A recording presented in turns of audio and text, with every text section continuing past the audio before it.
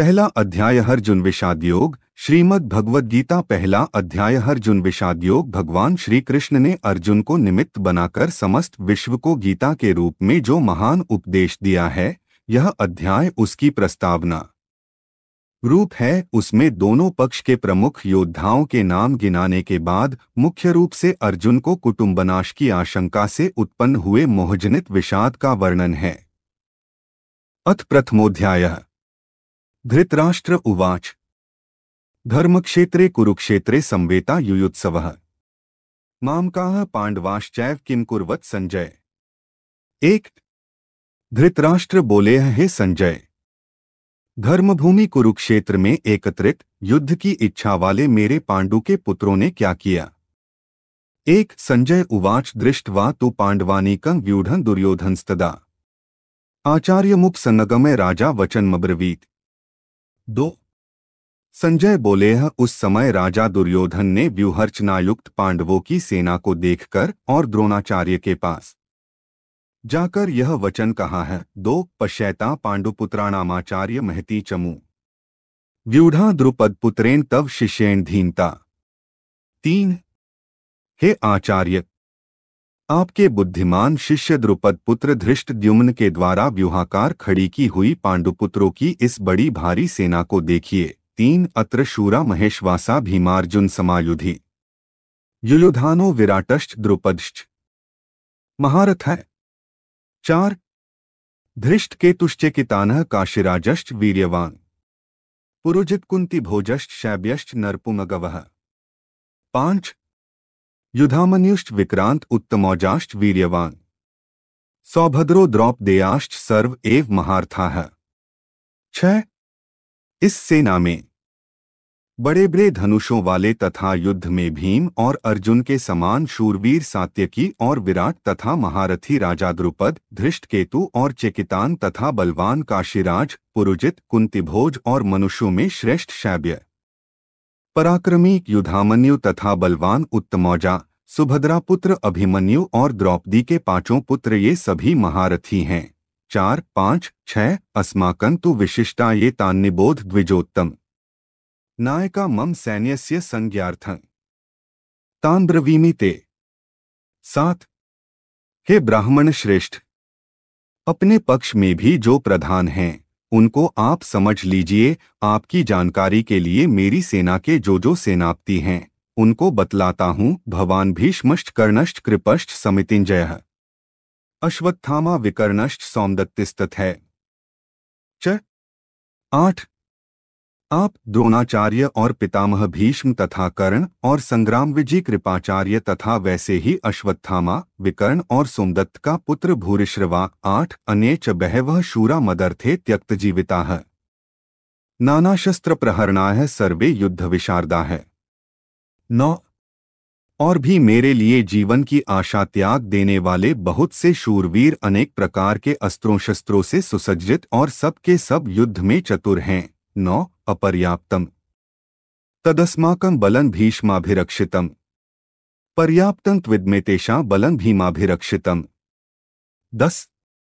भीष्म पितामह द्वारा रक्षित हमारी वह सेना सब प्रकार से अजेय है और भीम द्वारा रक्षित इन लोगों की यह सेना जीतने में सुगम है। 10। अनेषु च सर्वेषु यथाभागं वस्थिताः भीष्ममेवाभिरक्षन्तु भवन्तः सर्व एव हि।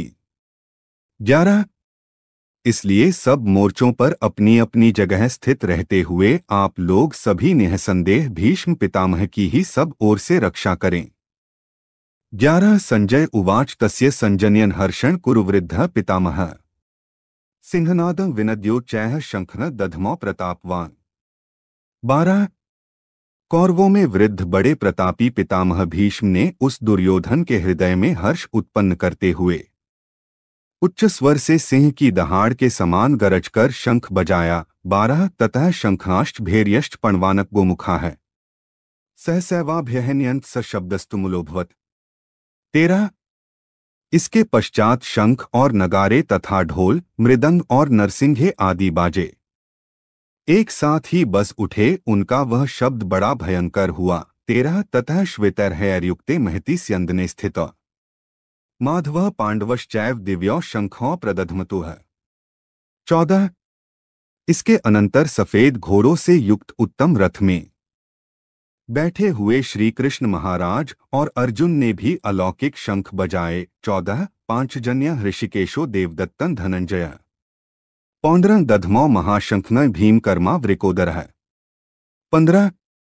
श्री कृष्ण महाराज ने पांचजन्य नामक अर्जुन ने, देवदत्त नामक और भयानक कर्म वाले भीमसेन ने पौंड्र नामक महाशंख बजाया। 15। अनंत विद्या राजा कुंती पुत्रो युधिष्ठिरः। नकुलः सहदेवश्च सुघोषमणि पुष्पकौ। 16। कुंती पुत्र राजा युधिष्ठिर ने अनंत विजय नामक और नकुल तथा सहदेव ने सुघोष और मणिपुष्पक नामक शंख बजाए। 16। काश्यश्च परमेश्वासः शिखंडी च महारथः। धृष्टद्युम्नो विराटश्च सात्विकश्चापराजितः। 17। द्रुपदो द्रौपदेयाश्च सर्वशः पृथिवीप्ते। सौभद्रश्च महाबाहुः शंखान् दध्मुः पृथक पृथक। 18। श्रेष्ठ धनुष वाले काशीराज और महारथी शिखंडी और धृष्टद्युम्न तथा राजा विराट और अजय सात्यकी, राजा द्रुपद और द्रौपदी के पांचों पुत्र और बड़ी भुजा वाले सुभद्रा पुत्र अभिमन्यु, इन सभी ने, हे राजन, सब ओर से अलग अलग शंख बजाए। सघोषो धार्तराष्ट्राणा हृदयानि व्यदार्यत। नभश्च पृथिवी चैव तुमुलो व्यनुनाद्यन। 19। और उस भयानक शब्द ने आकाश और पृथ्वी को भी गुंजाते हुए धार्तराष्ट्रों के अर्थात आपके पक्ष वालों के हृदय विदीर्ण कर दिए। 19। अथ व्यवस्थितान् दृष्ट्वा धार्तराष्ट्रान् कपिध्वजः प्रवृत्ते शस्त्र संपाते धनुरुद्यमे पांडवः। 20। ऋषिकेशं तदा वाक्यमिदमाह महीप्ते। अर्जुन उवाच सेनयोरुभयोर्मध्ये रथं स्थापय मेच्युत। 21। हे राजन, इसके बाद कपिध्वज अर्जुन ने मोर्चा बांधकर डटे हुए धृतराष्ट्र संबंधियों को देखकर उस शस्त्र चलाने की तैयारी के समय धनुष उठाकर ऋषिकेश श्री कृष्ण महाराज से यह वचन कहा है, हे अच्युत, मेरे रथ को दोनों सेनाओं के बीच में खड़ा कीजिए। यावदेतान् निरीक्षेहन् योद्धृकामानवस्थितान् कैर्मया सह योद्धव्यमस्मिन् रणसमुद्यमे। 22। और जब तक कि मैं युद्ध क्षेत्र में डटे हुए युद्ध के अभिलाषी इन विपक्षी योद्धाओं को भली प्रकार देख न लूं कि इस युद्धरूप व्यापार में मुझे किन किन के साथ युद्ध करना योग्य है, तब तक उसे खड़ा रखिए। 22। योत्स्यमानान्वेक्षेहन् य एतेत्र समागता है। धार्तराष्ट्रस्य दुर्बुद्धेर्युद्धे प्रियचिकीर्षवः। 23। दुर्बुद्धि दुर्योधन का युद्ध में हित चाहने वाले जो ये राजा लोग इस सेना में आए हैं, इन युद्ध करने वालों को मैं देखूंगा। 23। संजय उवाच एव मुक्तो ऋषिकेशो गुडाकेशेन भारत सेनयोरुभयोर्मध्ये स्थापयित्वा रथोत्तमम्। 24। भीष्मद्रोण प्रमुखतः सर्वेषां च महीक्षितां उवाच पार्थ पश्यैतान् संवेतान् कुरुनिति। 25। संजय बोले, हे धृतराष्ट्र, अर्जुन द्वारा इस प्रकार कहे हुए महाराज श्री कृष्णचंद्र ने दोनों सेनाओं के बीच में भीष्म और द्रोणाचार्य के सामने तथा संपूर्ण राजाओं के सामने उत्तम रथ को खड़ा करके इस प्रकार कहा कि हे पार्थ, युद्ध के लिए जुटे हुए इन कौरवों को देख। 24। 25। तत्रापश्यत् स्थितान् पार्थः पितृनथ पितामहान् आचार्यान् मातुलान् भ्रातॄन् पुत्रान् पौत्रान् सखींस्तथा। 26। श्वशुरान् सुहृदश्चैव सेनयोरुभयोरपि तान् समीक्ष्य स कौन्तेय सर्वान् बन्धून्वस्थितान्। 27। कृपया पर्याविष्टो विषीदन्निम्ब्रवीत। इसके बाद पृथापुत्र अर्जुन ने उन दोनों सेनाओं में स्थित ताऊ चाचों को, दादों पर दादों को, गुरुओं को, मामाओं को, भाइयों को, डोट पुत्रों को, पौत्रों को तथा मित्रों को, ससुरों को और सुहृदों को भी देखा। उन उपस्थित संपूर्ण बंधुओं को देखकर वे कुंती पुत्र अर्जुन अत्यंत करुणा से युक्त होकर शोक करते हुए यह वचन बोले। 26। 27। अर्जुन उवाच दृष्ट्वेमं स्वजनं कृष्ण युयुत्सु समुपस्थितम्। 28। सीदन्ति मम गात्राणि मुखं च परिशुष्यति। वेपथुष्ट शरीरे में रोमहर्षश जायते। 29। अर्जुन बोले, हे कृष्ण, युद्ध क्षेत्र में डटे हुए युद्ध के अभिलाषी इस स्वजन समुदाय को देखकर मेरे अंग शिथिल हुए जा रहे हैं और मुख सूखा जा रहा है तथा मेरे शरीर में कंप और रोमांच हो रहा है। गांडीवन स्त्रंस्ते हस्तात्वक्चैव परिदह्यते न च शक्नोम्यवस्थातु भ्रमतीव च मे मनः। 30। हाथ से गांडीव धनुष गिर रहा है और त्वचा भी बहुत जल रही है तथा मेरा मन भ्रमित हो रहा है, इसलिए मैं खड़ा रहने को भी समर्थ नहीं हूं। 30। निमित्तानि च पश्यामि विपरीतानि केशव न च श्रेयोनुपश्यामि हत्वा स्वजन्माहवे। 31। हे केशव, मैं लक्षणों को भी विपरीत देख रहा हूं तथा युद्ध में स्वजन समुदाय को मारकर कल्याण भी नहीं देखता। 31। न कांक्षे विजयं कृष्ण न च राज्यं सुखानि च किन्नो राज्येन गोविंद की भोगैर्जीवितेन वा। 32।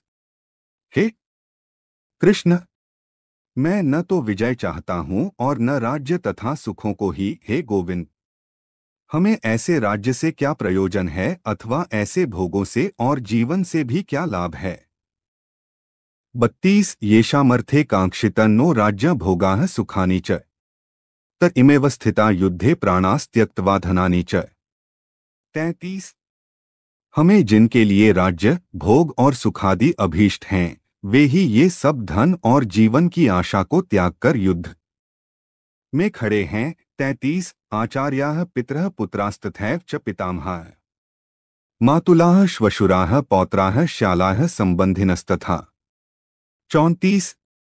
गुरुजन ताऊ चाचे लड़के और उसी प्रकार दादे मामे ससुर पौत्र साले तथा और भी संबंधी लोग हैं। 34। एतान्न हन्तुमिच्छामि घ्नतोपि मधुसूदन अपि त्रैलोक्यराज्यस्य हेतोः किन्नु महि कृते। 35। हे मधुसूदन, मुझे मारने पर भी अथवा तीनों लोकों के राज्य के लिए भी मैं इन सबको मारना नहीं चाहता, फिर पृथ्वी के लिए तो कहना ही क्या। 35। निहत्य धार्तराष्ट्रान्नः का प्रीतिः स्याज् जनार्दन पाप में वा श्रेयदस्मान हत्वैतानात्तायेन। 36। हे जनार्दन, धृतराष्ट्र के पुत्रों को मारकर हमें क्या प्रसन्नता होगी? इन आत्ताइयों को मारकर तो हमें पाप ही लगेगा। 36। तस्मान् नार्हा वयं हन्तुं धार्तराष्ट्रान् स्वबान्धवान् स्वजनम ही कथा हत्वा सुखिनः स्याम माधव। 37। अतएव हे माधव, अपने ही बांधव धृतराष्ट्र के पुत्रों को मारने के लिए हम योग्य नहीं हैं, क्योंकि अपने ही कुटुंब को मारकर हम कैसे सुखी होंगे। 37। यद्यप्येते न पश्यन्ति लोभोपहतचेतसः कुलक्षयकृतं दोषं मित्रद्रोहे च पातम्। 38।